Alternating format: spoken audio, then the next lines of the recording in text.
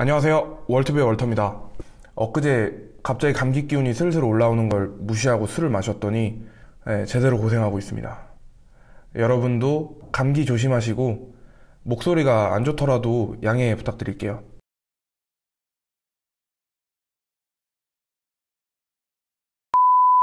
최근 제가 타투를 하나 더 받을까 고민을 하고 있어요. 평소에 타투가 없지만 관심 있는 분들이 해주셨던 질문들에 대한 이야기를 해볼까 합니다. 외적으로 타투를 받은지도 모르겠는 애가 하는 말이 설득력이 없을 수도 있겠지만 우리가 타투이스트도 아니고 셀럽도 아니고 개인 사업만 하면서 살아갈 수는 없지 않습니까? 그런 부분에 있어서 평범한 사람의 입장에서 이야기를 하는 타투 이야기가 설득력을 가질 수도 있지 않을까라는 생각을 합니다. 제가 타투를 받은 시기는 16년도 여름쯤이었고요. 한 2년 반에서 3년 정도 지났죠. 오른쪽 종아리에 타투를 받았어요. 이유는 세 가지가 있는데 덜 아픈 부위, 그리고 내가 원할 때 숨길 수 있는가, 그리고 땀이 덜 나는 부위, 이 세 가지의 요소를 가지고 결정을 하게 됐고요. 타투에 대한 고민은 당연히 성인이 되고 나서부터 굉장히 진지하게 고민을 했는데 한 4년 정도 고민을 한 것 같아요. 그냥 이쁘네? 요즘 타투 많이 받네? 하면서 받으면 정말 많이 후회하실 겁니다. 팔에 이제 레터링 같은 거 많이 하시는데 이것도 좀 시간이 많이 지나긴 했지만 요즘 트렌드는 아니죠. 정말 많이 후회합니다. 이게 저도 후회를 하는데 제가 지금 타투에 대한 후회는 딱 한 가지를 해요. 좀 더 크게 받을 걸 이라는 후회를 하거든요. 제가 185cm 정도 되는 키를 가지고 있는데 처음 도안을 맡길 때 15cm에서 20cm 정도 되는 도안을 부탁을 드렸어요. 그 정도 크기면 괜찮겠다 싶어서 도안을 맡기고 받는 당일날 크기를 키운 거거든요. 25cm 정도로 크기를 키웠는데 애초에 저는 15cm에서 25cm로 넘어간 것도 굉장히 큰 변화라고 생각을 했는데 몸의 비율을 봤을 때 한 25cm 정도는 25cm에서 30cm 정도는 돼야 타투가 잘 어울릴 거다라는 말을 타투이스트분이 해주셨는데 그냥 30cm 정도로 받을 걸 그랬어요. 부위도 신중히 고려를 해야 하고 해당 부위에서도 정말 사소한 위치 조정까지도 신중하게 결정을 하셔야 돼요.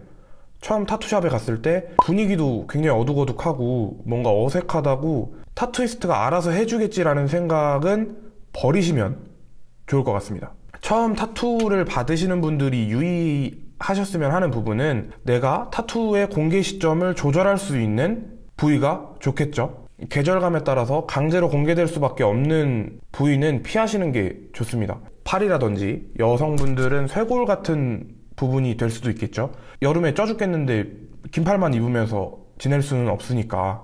요즘 근래에 들어서 이제 타투에 대한 인식이 많이 좋아졌다고는 하지만 아직까지 부정적인 시각을 가지신 분들이 많기 때문에 그거는 좀 알아서 조심하는 게 좋지 않겠냐라는 생각이고, 특히 일반적으로 이제 취업 시장에 뛰어들 미래를 생각하고 계신 분들이라면 더더욱 중요하게 생각하셔야 됩니다.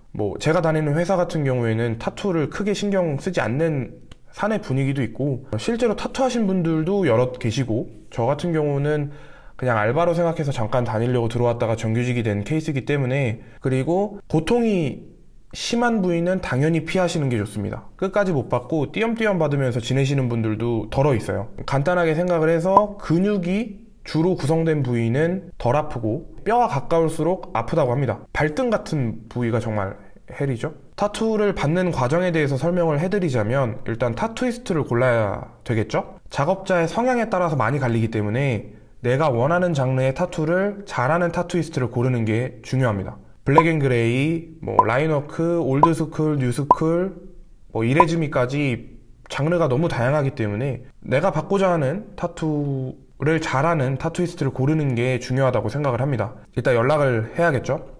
문자나 카톡, 전화, 요즘은 DM으로도 많이 하기 때문에 내가 원하는 레퍼런스, 이런 식으로 내가 타투를 받고 싶다, 이런 도안을 받고 싶다 라는 거를 레퍼런스를 몇 개를 보내주면 타투이스트가 도안을 짜줘요. 그거를 1회에서 2회 정도 수정을 하고 타투를 받는 거고요. 전날에 웬만하면 술 먹지 말고 그냥 푹 자시는 걸 추천드려요. 몸이 피곤하거나 부은 상태로 타투를 받게 되면 아무래도 이제 바늘을 이제 찌르면서 거기에 잉크를 집어넣는 과정이기 때문에 몸이 피곤하거나 붓게 되면 잉크가 제대로 안 들어가고, 잉크가 제대로 안 들어가게 되면 원래 같았으면 한두 시간 만에 받을 수 있는 타투를 3, 4시간, 4, 5시간까지 길어지는 경우도 있다 보니까 그러면 이제 받는 분이나 시술하시는 분이나 둘 다 피곤해지는 상황이 되는 거죠. 시술 이후로 관리를 받는 건 타투이스트 분들마다 관리 방법이 조금씩은 달라요. 기본적으로는 비판텐으로 관리를 하는 게 베이스고요. 아무래도 이제 타투를 받게 되면 해당 부위가 이제 화상을 입은 것과 비슷하게 회복을 하기 때문에 강한 빛에 노출되는 것도 삼가해 주시면 좋을 것 같아요. 저 같은 경우는 뭐